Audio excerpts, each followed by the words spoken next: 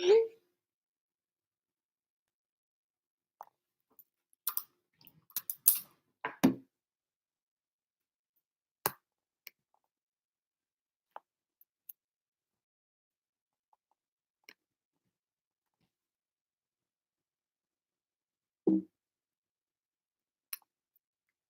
alaikum, everyone.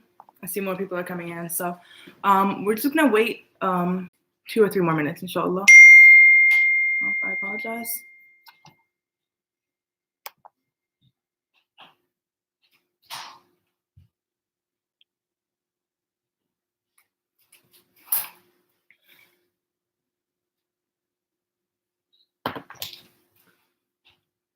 He says awkward, but we're going to wait just a little more. Inshallah, just get a couple more people in here.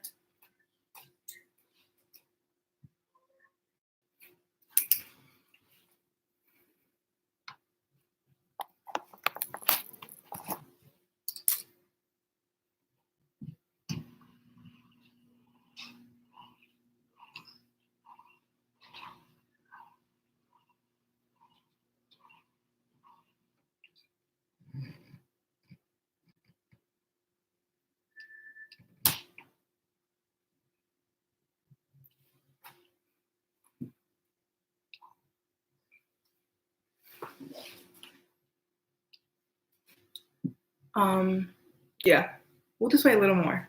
Sorry, but just want to make sure I don't want to keep repeating myself, so I'm just gonna wait for a little more people. But if you're on, I'm curious to know how you're doing. Comment. How's quarantine treating you lately? Any fun things you've been doing at home?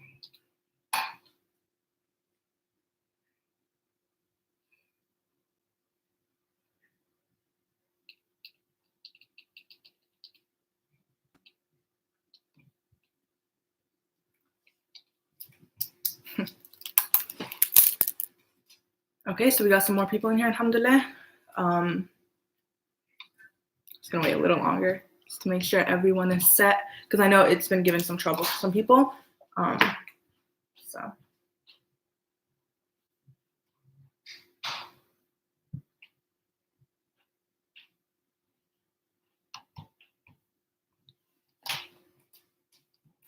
Okay, cool. Doing great. That's good. Okay, so I'm gonna start, and so I see more people are joining as we go. Inshallah. Salam Sarah, how are you? Miss you. So I'm going to start, and then as more people join, inshallah, we'll get them updated. Okay, so Bismillah ar-Rahman ar-Rahim. As you guys know, this year Ramadan is coming up very quickly, alhamdulillah, and we find ourselves in a situation that is very odd, to say the least, and very anxiety inducing. So if we're most likely going to be quarantined, I hate to say it, but by the looks of it, we're probably going to be quarantined for Ramadan, and the thought of that is really scary for a lot of people, especially for people who are young, who really have never had Ramadan outside of the masjid. And now that the masjid is closed, you really are left thinking, what is this Ramadan going to hold for me, right? Well, what am I going to do this Ramadan to still have the effect of Ramadan, even though the masjids are not up and running? So I thought I would come on here and really just talk a little bit about the things I'm doing. I want to keep this super casual. I've been doing a lot of webinars and stuff that have been provided, and podcasts and stuff that keep me a little informed on the things that you should do as Ramadan comes, and as you find yourself, being really just faced with the reality of the masjids being closed. And by the way, I just want to make sure that everyone can hear me and see me and everything's working well. I think the link might be weird. Okay, I think I'm sort of sent the right link, so that's good.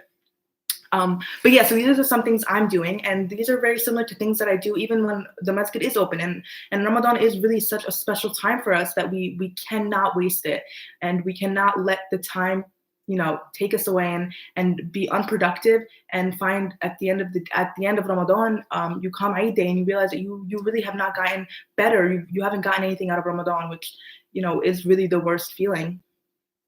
Okay, alhamdulillah, you guys can hear me? Okay, that's good.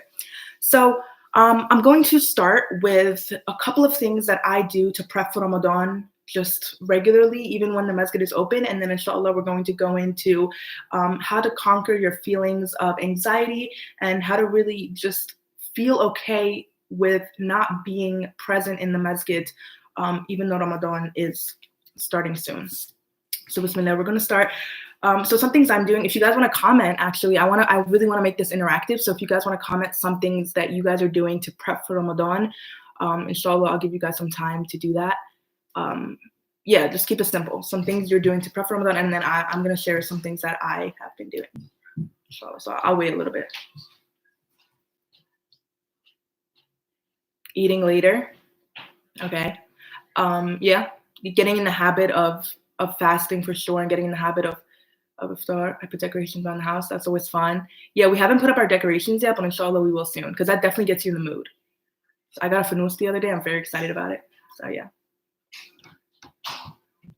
Yeah, so these are all really good, and you can keep them coming. I'm just going to start mine just for the sake of time. Number one, we are on our phones 24/7, and I can tell you that from my experience. So I find the best thing to do, especially with Ramadan coming up, is to use this thing that everyone seems to hate for really good reason to your advantage, right? We all have apps that are very tempting.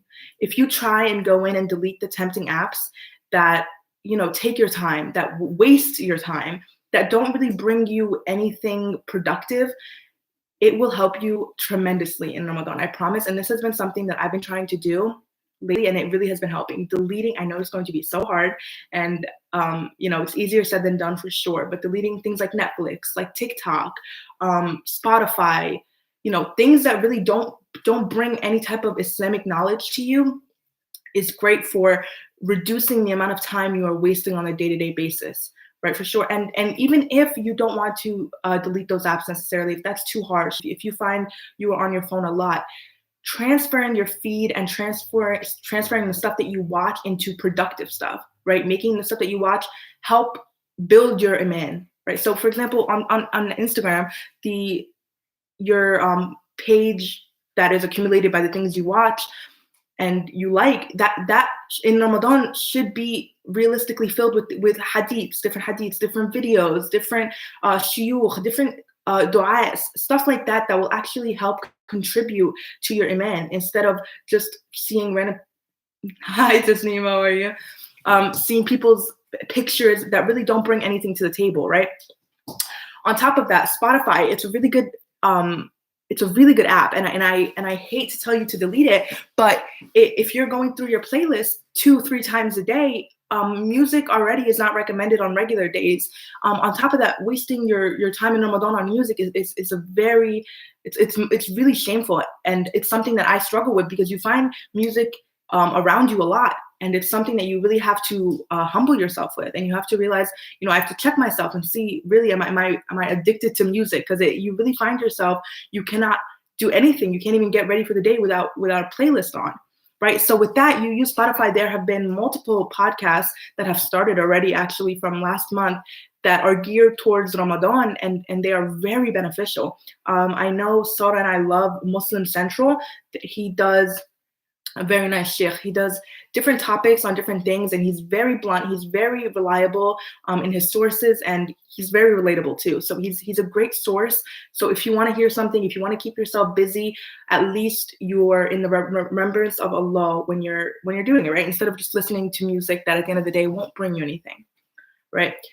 So that's one of the most important things. Try to delete tempting apps. Yaqeen Institute, I know they're doing a bunch of webinars. I've been in a couple of their webinars. They're free, and they're a very good source for knowledge. And you cannot go wrong with Sheikh Omar Sulaiman. MashaAllah, everything he says literally turns into gold. So you take advantage of the sources that you have, like YouTube. Yeah, like YouTube. But yeah, you take you take advantage of the things that Allah provided you with, and you go ahead and run with it and hope that it improves your iman somehow, somewhere. Second thing, and also keep it coming with the things that you guys are doing. Yes, you're coding on Spotify. Yeah, for sure. Keep it coming with the things that you guys are doing to prepare for Ramadan. Because like I said, I want this to be super interactive because I'm kind of nervous. But yeah, so with Quran, I'm not going to sit here and tell you guys the importance of Quran during Ramadan. You guys know that. You guys know the importance of Quran on a regular basis. So I really wanted to tell you guys that it's really important to, when you recite Quran, especially this is something that I've been dealing with, you recite Quran, but you don't reflect it, right? You don't reflect it to your day-to-day lives. And this is something that I personally have been working on lately. Reading the Quran, and not just reading it for the sake of reading it, but for the sake of relating it back to your life and understanding the stories that are told, because they are relevant to your day-to-day life, even though you might not seem like it. It might not seem like it. You can take lessons out of all the stories of all the prophets and relate them back to your life and reflect it on yourself. And it's something that you, like, wallah, you're going to benefit from it so much. And inshallah, we come out of Ramadan with things that we've learned from the Quran and reading the Quran and knowing the meaning, right? And it's hard to start up. Trust me, it's really hard. But once you get a hang of it, I'm sure you'll be fine. And it's something I'm definitely working on, inshallah. Okay, Tasneem, good luck on your midterm. So Sada, actually, I talked to her the other day, and she had a very good idea about starting a group chat, right? And I really like this idea, starting a group chat where each of you guys, you're held accountable, and each of you, for example, this is Surat al-Mulk. Today we're going to be doing Surat al-Mulk. Everyone does Surat al-Mulk, and you talk about the things that you gain from it. Yeah, so Amadora said people should try to get up before Fajr as a habit now for later, inshallah, for later, inshallah. Yeah, inshallah, for sure. People try to get up for Fajr. You should try to get up for Fajr regardless. But if you're not in the habit, inshallah, use YouTube community. Yes, a lot of great suggestions in the comments. I'm just going to continue for the sake of time. But yeah, start a group chat and everyone's held accountable for the surahs, and that way you can really just still have this social aspect, but still at the same time help your iman grow. Last thing, and this is going to be very controversial, I'm going to hear a lot about it, but I think the most important thing, and especially in the quarantine, especially in isolation that we're in now, the most important thing you can do is try your best to improve your character. And I'm looking at myself when I'm saying this, because you really find yourself, you're at home, right? You're with people that you don't usually say, your family, you're spending that much time with them before this quarantine, and you find yourself getting irritable. I have 2 brothers, guys. I find myself getting way too irritable. And you have to take a step back and really realize, like, what am I doing? Am I really going to invalidate my siyam, my fasting, because I said this to Mezin, or I said this to Ahmed, or like whatever reason, it's not worth it. You take a step back, and this is actually a blessing from Allah that we're sitting home. And if you're not going to improve your character now, really, when are you going to improve it? You don't really have any other chance when you're busy in day-to-day life. But now you take a look at yourself, you take a step back, and you really have to take back from the Quran that you read in step 2 or in thing 2, whatever, and see how, because no one's perfect, right? The talking back to your parents, right? No slick comments are needed during Ramadan or during, in general, anytime. Being nice to your brother, even though he's annoying you, being nice to your brother, and maybe not saying what you're going to say, maybe just saying hadir, just saying okay, and just keep it moving. And again, my mom is going to remind me of all I'm saying right now, so this might not help me, but yeah, so those are the 2 things that I had ready to talk about. They're very much important to do, and this is stuff that I do in regular Ramadan days when we're not dealing with a pandemic.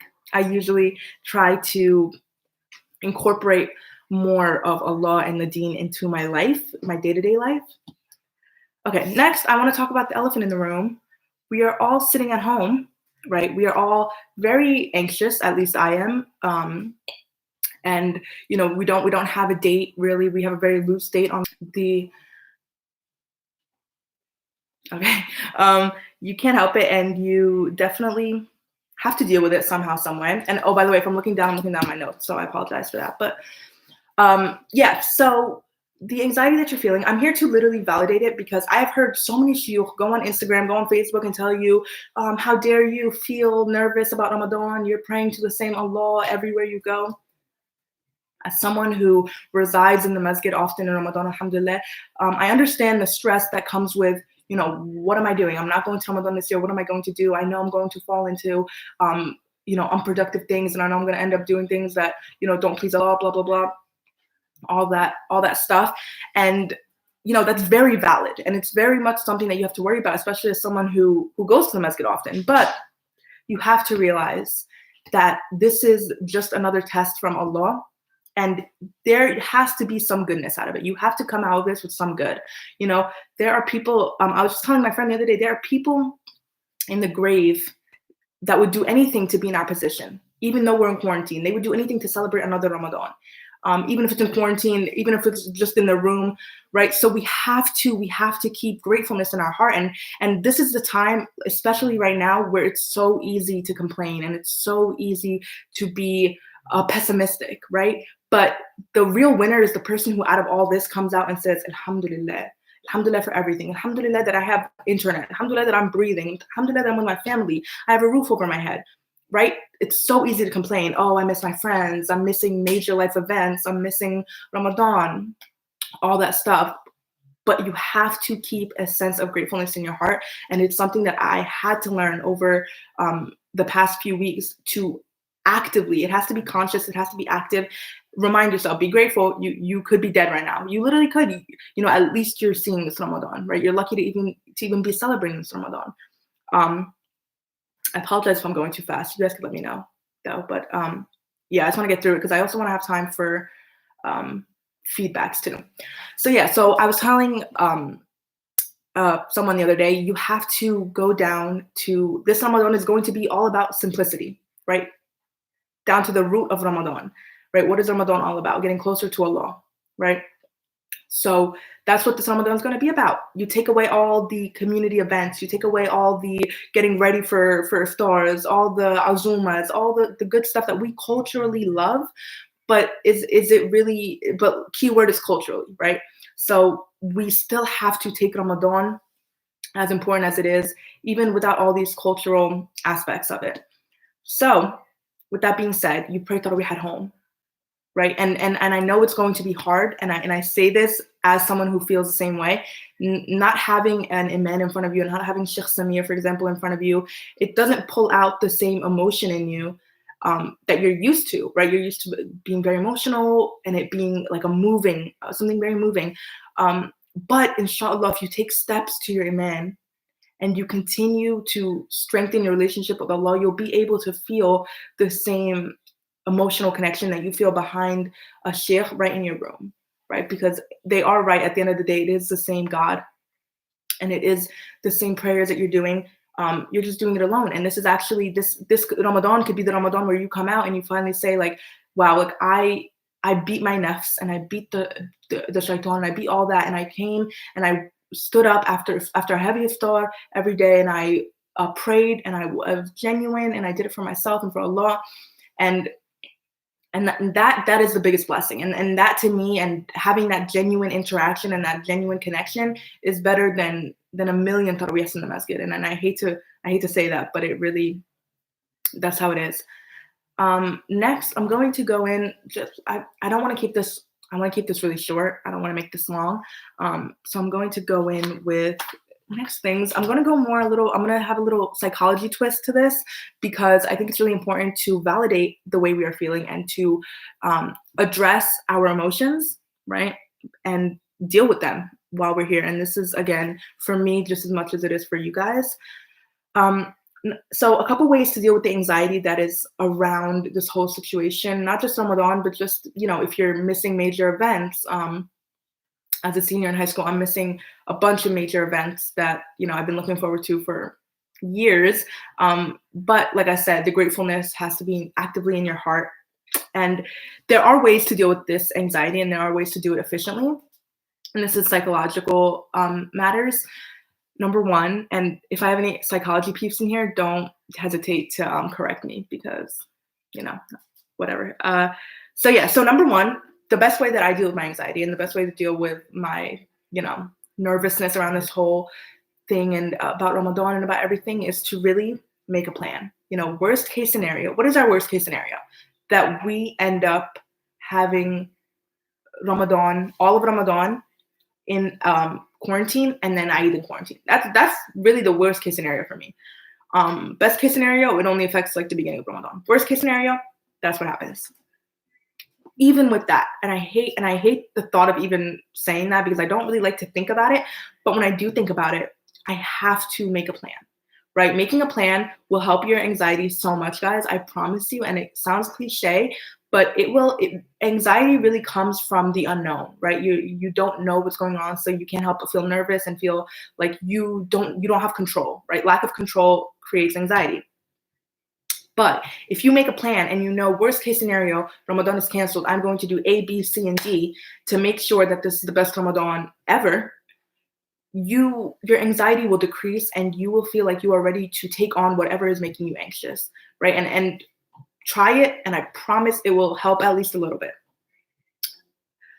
Next thing, and this one I tell everyone, every time my friends like, what if?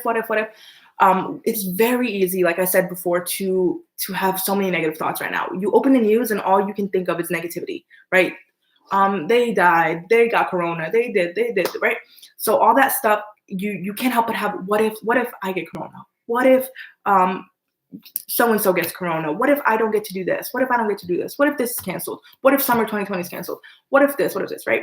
All this good stuff that we're all thinking on the day-to-day basis.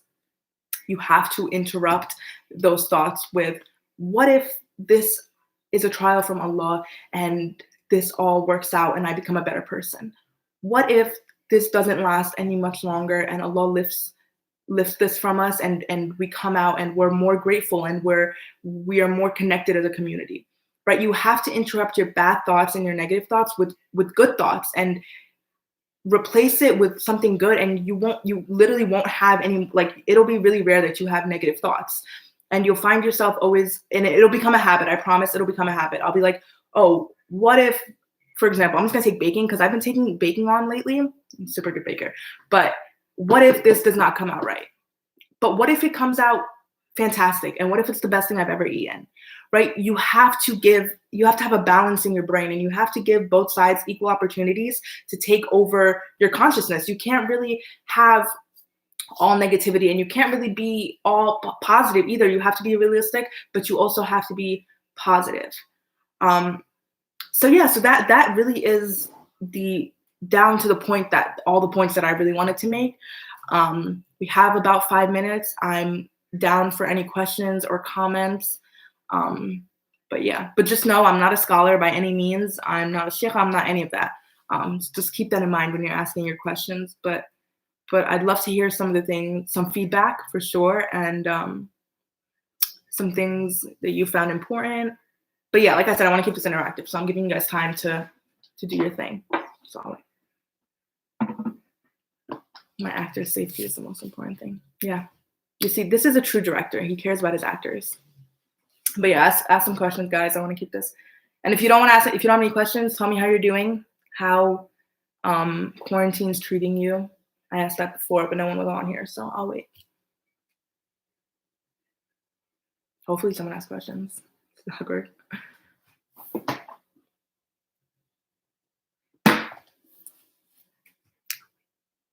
I'll give it like 30 more seconds.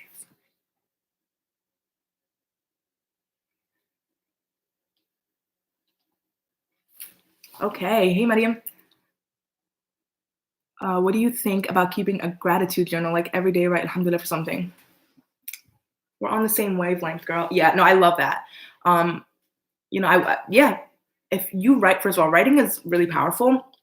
I've been keeping a journal forcefully through my literature class, but it actually does really help, writing things down and getting out of your mind and not keeping everything up here. And like I said, the active journaling and the active sense of gratitude, that'll really help. So yeah, I really like that. Yeah, I think I might start that actually. You just sparked something in me, because I might just go ahead and write down. Okay. Hi, Antino. Hi, how are you? Prepare for Ramadan now. Start practicing a little fasting and Quran reading for sure. Inshallah. Yeah, 100%. I couldn't have said it better myself. Starting the little details of Ramadan, starting them now will build habits. I think it takes 21 days to build a habit. What day is it? April 3rd. just in time, guys, like just in time. Like start today and build a habit. But yeah, preparing for Ramadan now. It's never too early. Agree. Anyone else have anything? Comments, questions, anything like that? Because if not, I'm basically good with everything I've said. But yeah, I'm just gonna give it like one more minute. Get it out there, vent, anything you wanna say. Sara. Self physical improvement, diet, working out. Yes. I'm a firm believer in if you feel good, you do good. Right? So you see? We're all similar thinking then because yeah, I do recommend working out while fasting. So this is actually a question from my brother Ahmed. I unfortunately have not been as good at working out as I need to be, but I think there are dietitians and stuff that I'm sure you can find online, but for sure, I think working out while fasting, I think it has to be, isn't it right before iftar or something like that? But if you can do it, okay, now you guys are bombarding me, but no, if you can do it, I think it's recommended. I recommend it. I think if it makes you feel good, but yeah, like I said, that's a question for Ahmed because I think he tries to work out right before iftar so that he can have iftar right away. That's what he tries to do. But yeah, like I said, sort of self physical improvement. Yeah, if you feel good, you do good, and overall, it just makes your mood better when you're happy with your body. How to connect with our community during Ramadan? Like we don't have to stay socially disconnected, but also how not to get too distracted by social media. LOL. Yeah, I know what you mean. That's a good question. And like I said, I feel like we are really lucky, alhamdulillah, because we are utilizing the YouTube platform and we're utilizing Facebook and we're utilizing a lot of community members, such as myself. And we have these talks where I'm, checking up on you guys. Like I know, alhamdulillah, Sara and Maryam and Amtor, like they're doing well. Like, I'm checking up on you.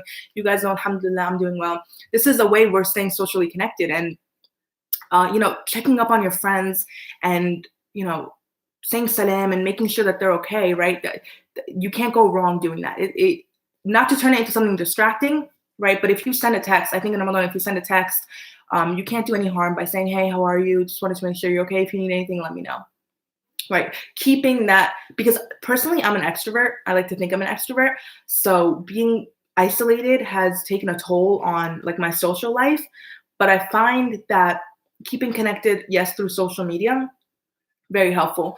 But having the community do things like this and our Corona initiative, you find that the masjid is not just sitting quietly. And alhamdulillah, we have a really good community where we're able to, get up and stay active in each other's lives.